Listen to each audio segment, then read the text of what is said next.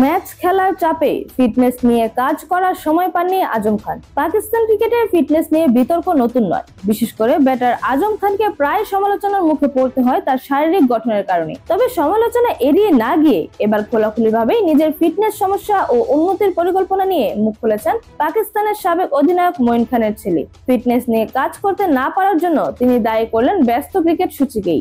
পাকিস্তানের wicketkeeper batter Azam Khan দীর্ঘদিন ধরেই ফিটনেস নিয়ে সমালোচিত।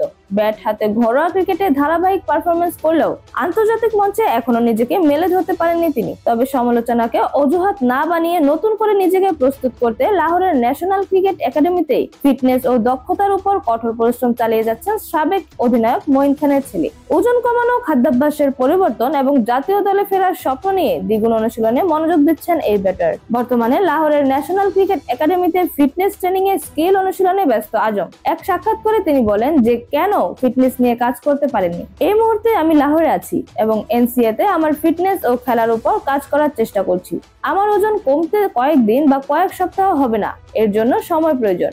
গত 4-5 বছর ধরে আমি প্রচুর ক্রিকেট খেলেছি, প্রচুর ম্যাচ ছিল, তাই ফিটনেসের উপর ঠিকভাবে মনোযোগ দেওয়ার সুযোগ পাইনি। আজম স্বীকার করেছেন অতীতের খারাপ খাদ্যাভ্যাস তার ফিটনেস সমস্যার একটি বড় কারণ ছিল, তবে এখন আর তিনি এটিকে অজুহাত হিসেবে মানতে চান না। তার ভাষায়, আমার কিছু খারাপ খাদ্যাভ্যাস ছিল, কিন্তু এখন আর সেটা কোনো অজুহাত নয়। 27 বছর বয়সী এই ক্রিকেটার সর্বশেষ পাকিস্তানের জার্সি গায়ে খেলেছেন 2024 টি-20 বিশ্বকাপে।